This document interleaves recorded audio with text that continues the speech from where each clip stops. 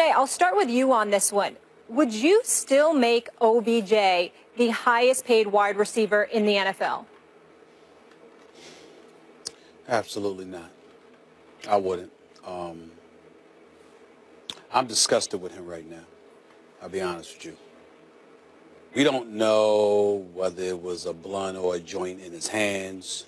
We don't know that it was cocaine that the lady was using, even though one surmises based on the video that that's what it was.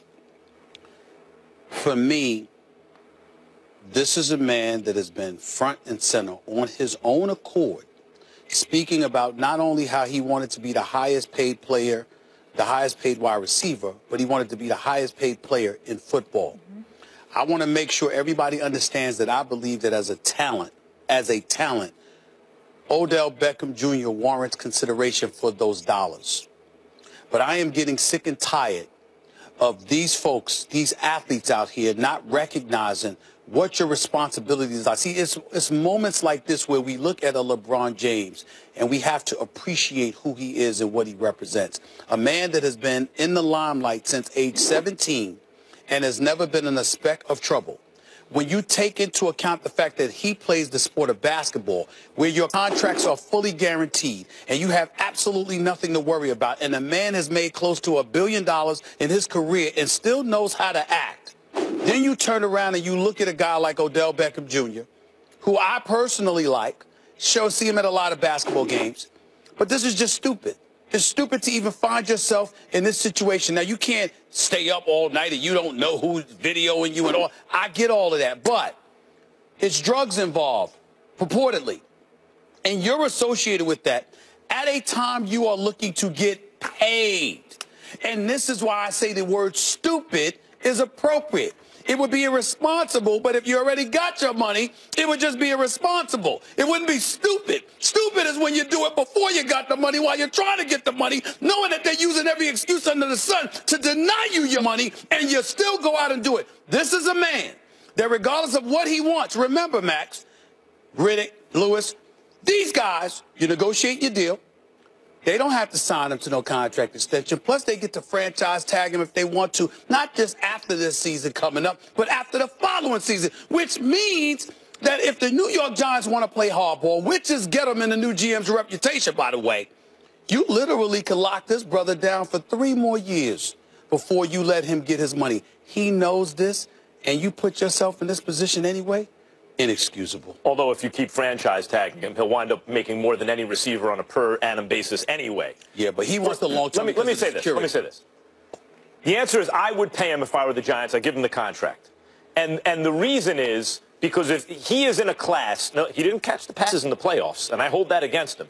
But athletically, I think he's in his class by himself.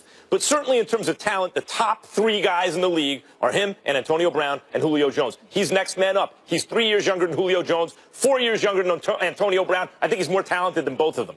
So I'm going to wind up giving him his money. I think, but I want to make this very clear. You know, marijuana will come up. Some guy fails a drug test, and I'll say, why are they even testing for marijuana in a league that is in bed with companies that sell you alcohol? It's worse for you than marijuana, according to every study ever. Why? It's not a Category 1 drug. Doesn't matter if the government says it is. It's nonsense. It's built on lies and propaganda. It's bull. We can debate that later on in the show. The point I is, disagree with you. The point is, cocaine, as Charlie Murphy said, was it Charlie Murphy? No, it was Dave Chappelle. It was Dave Chappelle playing. It was Rick James. They actually had Rick James on there. Cocaine's a hell of a drug. That's right. That is like that's It's a different deal. It's a serious drug, and it can wreck your life, and it is especially a bad example to set for kids when part of the money that you're looking to make is in endorsements, and the fact is you're a public figure. I know, look, there are plenty of guys in the NFL who party. Lawrence Taylor was the greatest, maybe, football player of all time, obviously the greatest Giant ever, and his problems with drugs are well known. Lewis, he still got paid. So I'm not talking about not paying him as a result of the drugs, but I agree with Stephen A. It is monumentally stupid and irresponsible, especially at this juncture, but ever, to be in a situation where what you're going to do in your private life, party and all that stuff, even if it's a bad idea, it's your business. It is disseminated on social media through video. That's on Odell. Look, it's a much different time now than when LT played. Look, the number one job of a general manager, anyone will tell you this, is minimizing risk to the club when you're talking about negotiating a new deal. It's one of the first things, look, it's one of the first questions they wanted to know when you came in there and you interviewed with them. What were you going to do with Odell Beckham? And look, my answer was, of course you want to pay him. He's a transcendent talent. His first 3 years in the league, he's 4th in receptions, 3rd in yardage, and number 1 in touchdowns since he came into the league. You can't dispute that fact. But minimizing risk to the club means what is a guy doing off the field? And look, again, these are allegations. We don't know what the substance is that was that was there. We don't know what was in his hand. But still, right now, when you're talking about minimizing risk, I'm with you, Stephen A. I'm pushing the pause button in a big way with both feet, both hands, and I'm going, wait a minute now.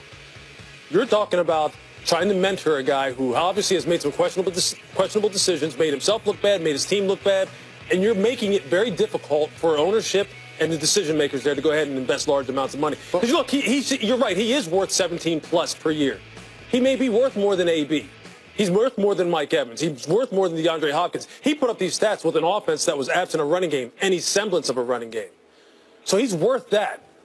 But look, as Nick Saban, as many coaches say, look, players who are good enough to act like this, obviously, the line gets pushed out a little bit further for them. But you can't keep doing this, maybe. Well, yeah. Go to this point, and I'm saying what I'm about to say to come back to you. Yeah. What is most egregious about this, and this is the stupidity, the monumental stupidity of it all, as you would echo, Max.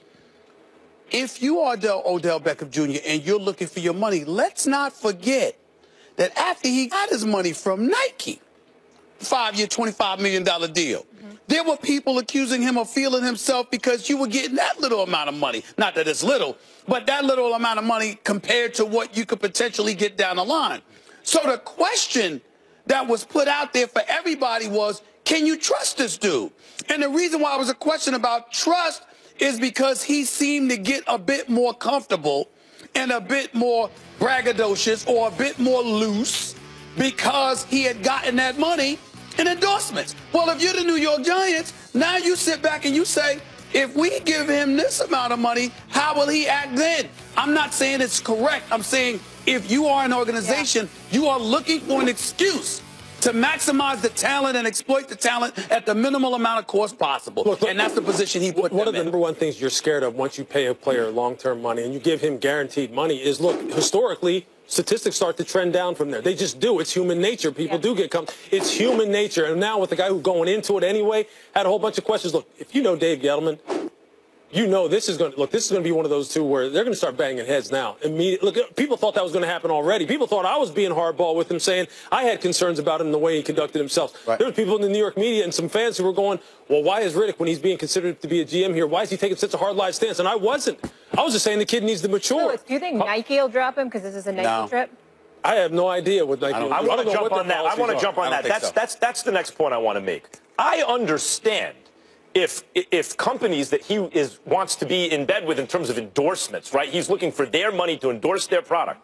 If he is saying in bed with, push the lines, a lot of double entendres. Yeah. If they are saying to him, wait a minute, we don't want that image. I understand he could lose tens of millions of dollars with that. That makes sense to me. Yeah. It seemed, and I understand also the idea that you're hedging your bet against long-term investment in a guy whose behavior you're questioning. But it seems to me mainly that this will be used as an excuse to push back against salary demands more than it will be actual concerns about his production on the field. Because his production on the field is stellar. They go together. It doesn't matter. They go together. When you talk about stats trending down after people get guarantees, I believe generally that's because they don't get their guarantee until they're at an age where they're likely to trend down. Max, can I share with you what He's 25. Can I share with you what my personal belief is? And it's not just about athletes. It's about anybody in a prestige position in corporate America, sports, or beyond. The number one thing is to show your talent, your skills, and what you bring to the table. The number two thing is to show you're trustworthy. To show that if I am asking you to invest in me, you can book that I'm going to deliver what I asked for the amount of years I'm asking for. So if I sit up there and I'm looking for a 3-year or 5-year deal, I'm telling you, over the course of this period of time, you can rely on me to deliver. And in Odell Beckham Jr.'s case, you know why you can't say that about him? Because you never know when he'll get himself in trouble. That's the problem. Let's get to Sherman, though, guys, because he's got a deal as well. He was released by the Seahawks earlier this week, and he will join the NFC West rival Niners on an incentive-laden deal, agreeing to 3 years worth up to $39.1 million. Lewis, would you say this is a bigger loss for Seattle or gain for the Niners? Well, I'm going to say it's a bigger gain for the Niners because of what he is bringing to this football team in terms of bringing a different level